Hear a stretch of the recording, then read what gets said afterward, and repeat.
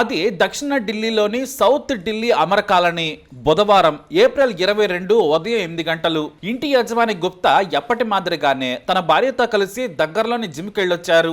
Gupta Indian senior revenue officer. అయితే ఇంటికి రాగానే బయట గేటు దాటి లోనికి వెళ్లిన తర్వాత డోర్ పక్కకున్న కీ కనిపించలేదు. ఎందుకంటే తన కూతురు 22 ఏళ్ల ఇంజనీరింగ్ గ్రాడ్యుయేట్ సివిల్స్ కు ప్రిపేర్ అవుతోంది. ఎలాగైనా సరే తన తండ్రి సాధించలేని ఐఏఎస్ సాధించాలనేది ఆమె తపన. ఆమె రాత్రి 2 గంటల వరకు చదువుకొని నిద్రపోతూ ఉంటుంది. ఆమెను డిస్టర్బ్ చేయటం ఎందుకని తల్లిదండ్రులు బయట నుంచే లాక్ చేసుకుని కీ అక్కడే చిన్న చెట్టు కుండీలో వేసి వెళుతూ ఉంటారు. అక్కడ ఉండాల్సిన కుండీలో కీ లేదు. తలుపు అలా నెట్టి చూస్తే ఓపెన్ అయ్యే ఉంది. ఒక్కసారిగా షాక్ అయ్యారు గుప్తా దంపతులు. ఎందుకంటే బయట కీ ఉన్న సంగతి ఎవ్వరికీ తెలియదు. బహుశా తన కూతురు స్నేహితులు ఎవరైనా వచ్చారా, ఫోన్ లో ఆమె చెప్పిందా అని అనుకున్నారు.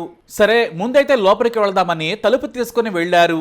అక్కడ సీన్ చూసి గుప్తా అతని భార్య వణికిపోయారు. ఎందుకంటే రక్తపు మరకలు ఉన్నాయి.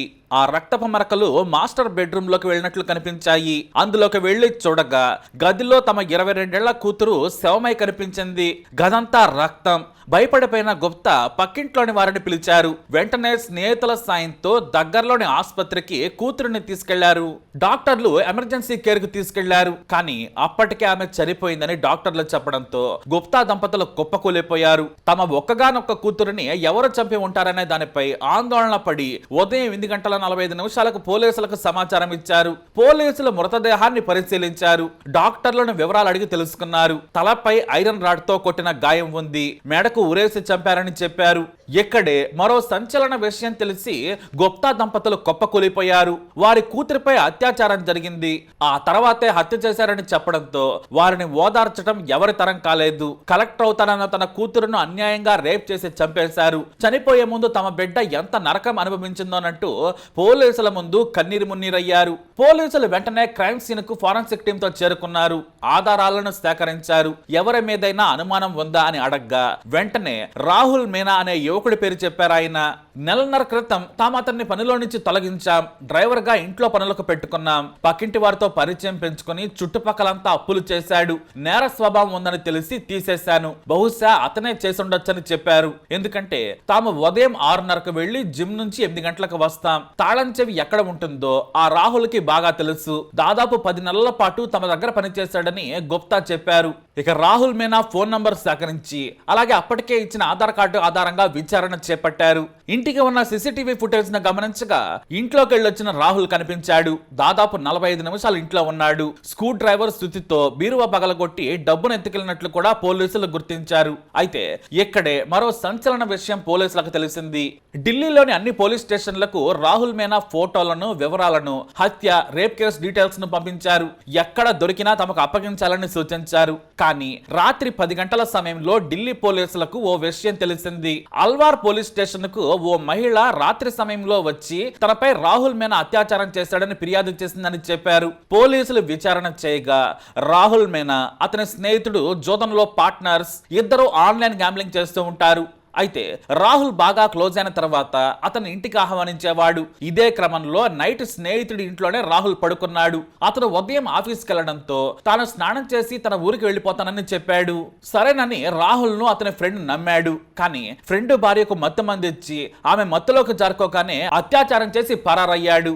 ఆమెకు మెలకువ వచ్చిన తర్వాత తన పరిస్థితి చూసుకుని విషయం అర్థమైంది. వెంటనే భర్తతో కలిసి ఫిర్యాదు చేసింది. అయితే మళ్ళీ 2 రోజుల తర్వాత అత్యాచారం చేశాడని పోలీసులు గుర్తించారు. పోలీసులు నిఘా పెట్టగా అదే రాహుల్ పై మరో కేసు కూడా నమోదైనట్టు తేలింది.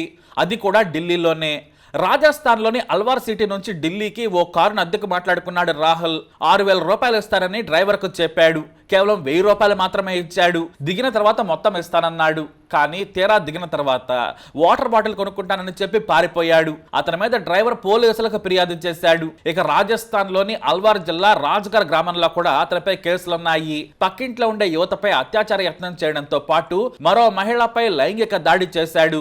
గ్రామంలో అతనిపై వ్యతిరేకత ఉండడంతో పారిపోయాడు. ఆ కేసుల్లో కోర్టుల చుట్టూ తిరుగుతున్నాడు రాహుల్ మీనా.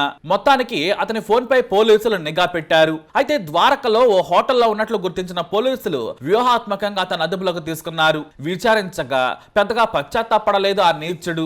రేపెందుకు చేశావు, నువ్వు అక్క అని పిలుస్తావట కదా, ఇదేం పద్ధతి, ఏమైనా పాత పగలు ఉన్నాయని ప్రశ్నించారు పోలీసులు. నిజమే, అక్క అని పిలిచేవాడిని, అక్కని అడగగానే డబ్బులు ఇచ్చి ఉంటే ఈ పరిస్థితి వచ్చేది కాదని కూల్ గా చెప్పాడు. తానే నేరం చేశానని ఒప్పుకున్నాడు. ఇంత దారుణమైన హత్య అత్యాచారాలు చేసిన నిందితుడు రాహుల్ ని పోలీసులు కోర్టులో ప్రవేశపెట్టారు. ఇంత దారుణం ఎందుకు చేశావని న్యాయమూర్తి ప్రశ్నించారు. నేను నేరం చేశాను, తప్పు జరిగిపోయిందని మాత్రమే చెప్పాడు. అయితే కేవలం నిందితుడు విచారణలో చెప్పినవే సాక్ష్యాలుగా పనికిరావు, సైంటిఫిక్ ప్రూఫ్స్ కూడా సేకరించాలి. అప్పుడే ఇలాంటి హంతకులకు శిక్షలు పడతాయని పోలీసులు, విచారణాధికారులు, న్యాయమూర్తి కూడా సూచించడం విశేషం. అయితే హత్యలో రాహుల్ మీనాకు ఎవరైనా సహకరించారా? కంప్యూటర్స్ చదివిన రాహుల్ కు అతని కూతురుకు ఏమైనా పగలు ఉన్నాయా? అసలు ఏం జరిగిందనేది లోతైన విచారణ చేస్తున్నారు పోలీసులు. ప్రస్తుతానికి రాహుల్ చెప్పింది ఏంటంటే, అక్క డబ్బులు ఇచ్చి ఉంటే ఇలా జరిగేది కాదన్నాడు. నువ్వెందుకు ఆమెను కొట్టావని పోలీసులు ప్రశ్నించగా, నగలు డబ్బు దొంగతనం చేయాలన్న ఉద్దేశంతో ఇంటికి వెళ్ళాను, కీ ఎక్కడ ఉంటుందో నాకు తెలుసు, వాళ్ళు ఏ టైంకి వస్తారో కూడా నాకు తెలుసు, అలాగే లోపల అక్క ఉంటుందని కూడా తెలుసు. ఆ టైంలోనే అక్కని డబ్బులు అడిగాను, కానీ ఇవ్వలేదు. అరవటం ప్రారంభించింది. ఎంత చెప్పినా కూడా వినలేదు. నన్ను దొంగతనం చేయకుండా ఆపడానికి ప్రయత్నించింది. అక్కడ ఉన్న దీపంతో ఆమెను కొట్టాను. ఆమె స్పృహ తప్పి పడిపోయింది. నేను ఆమెను చంపాలనుకుని లోపలికి వెళ్ళలేదు. అలా జరిగిపోయిందని చెప్పుకొచ్చాడు రాహుల్. మరి ఇలాంటి వాళ్ళని ఏం చేయాలి? నమ్మి పనిలో పెట్టుకుంటే ఇంట్లో ఏముందో గమనించాడు. కీ ఎక్కడ పెడతారో కూడా చూశాడు. ఆ తర్వాత దొంగతనానికి వచ్చాడు, చంపేశాడు. కాబట్టి ఎవరు ఎప్పుడు ఎలా ప్రవర్తిస్తారో తెలియదు. మనమే జాగ్రత్తగా ఉండాలి. మరి ఈ రాక్షసుడికి ఎలాంటి శిక్ష విధించాలి? మీ అభిప్రాయాన్ని కామెంట్ ద్వారా తెలియజేయండి. ఈ వీడియో అప్డేట్స్ కోసం మా ఈ ఛానల్ ఫాలో అవ్వండి, తప్పకుండా సబ్స్క్రైబ్ చేసుకోండి. आज सुबह करीबन 8:45 पर सूचना मिली कि अमर कॉलोनी में एक इंसिडेंट हुआ है। ये बच्ची के पेरेंट्स ने कॉल किया था। फिर हॉस्पिटल से भी इस बारे में जानकारी मिली कि अमर कॉलोनी के कैलाश हिल्स में एक IRS ऑफिसर रहते हैं। उनकी ये लोग सुबह वॉक करने गए थे, अपनी वाइफ जिम करने गए थे अपनी वाइफ के साथ। पीछे से कोई इनके घर में आता है और जब ये वापस 8 बजे आते हैं तब देखते हैं कि इनकी बच्ची जो है वो एक फ्लोर पे बेहोशी की हालत में इनको मिलती है। फिर ये उसको तुरंत स्कॉट हॉस्पिटल में लेके जाते हैं, फोर्टिस NFC एरिया में, और वहाँ पे डॉक्टर इनको ब्लॉड डेड डिक्लेयर कर देते हैं बच्ची को। इस इंफॉर्मेशन के बाद पुलिस की टीम जो है अपना काम शुरू करती है। बहुत सारी टीम्स इसमें हमने लगाई थी। प्रारंभिक जानकारी के बाद जो डाउट है वो जो इनका एक नौकर था राहुल मीणा, जिसको करीबन 1.5 महीना पहले इन्होंने किसी वजह से निकाला था, उसके ऊपर जाता है, जिसके बाद में हमें CCTV फुटेजेस भी मिलते हैं। और साथ ही बहुत सारे आई विटनेसेस से पता चलता है कि वो सुबह इस घर में आया था। करीबन 6:30 के आसपास वो कॉलोनी में आता है। 6:39 के आसपास वो घर के अंदर प्रवेश करता है और करीबन 7:20 पे वो घर से निकल जाता है। इस दौरान ये घटना उसने की है। उसके बाद बहुत सारी टीम्स आगे की जानकारी के हिसाब से काम करती है और इसमें हमने करीबन 15 से ज़्यादा टीम्स अलग अलग एरियाज में भेजी थी, खास करके राजस्थान में जहाँ का ये रहने वाला था, राजगढ़ तहसील अलवर में, जयपुर, दौसा, और इसके अलावा बहुत सारी टीम्स और इलाकों में, खास करके दिल्ली के अलग अलग इलाकों में जहाँ पे इसकी रहने की संभावना थी।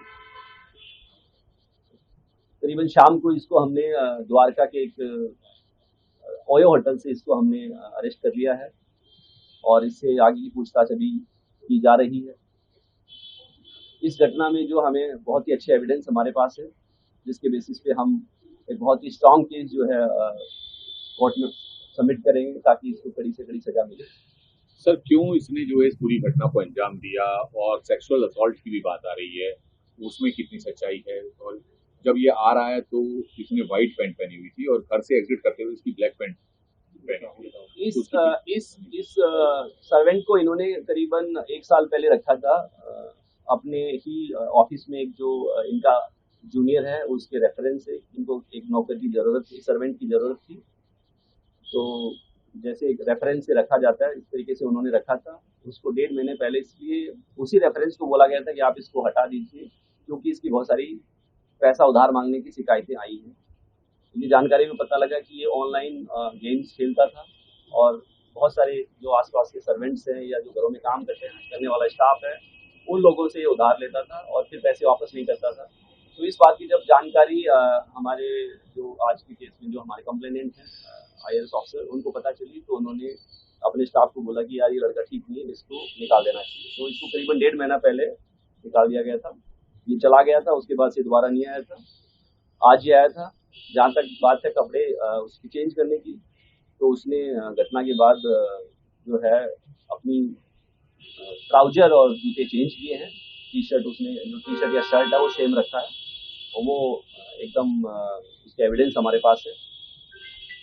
जो इंसिडेंट का मोटिव अगर आप पूछ रहे हैं, तो उसका इसने कल एक वारदात अलवर में भी की है, सिमिलर वारदात। जब हम इसको पकड़ने के लिए हमारी टीम अलवर राजगढ़ पहुंची, तो पता चला कि इसने एक वारदात कल देर शाम को वहाँ पे भी की थी।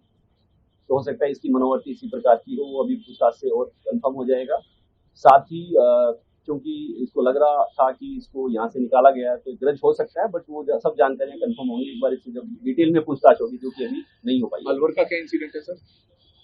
जो अभी हमें वहाँ के ऑफिसर्स ने बताया कि इसने वहाँ पे भी एक अटेम्प्ट टू रेप या रेप का केस, वहाँ एक रेप का केस इसमें रजिस्टर्ड हुआ है कल सर ये इस तो केस सर- में भी क्या सेक्सुअल असॉल्ट हुआ था सर, या कोई रेप का ऐसा है? यस, इसमें हमने रेप और मर्डर के धाराओं में, साथ ही रोबरी की धाराएं लगाई हैं और केस रजिस्टर किया है।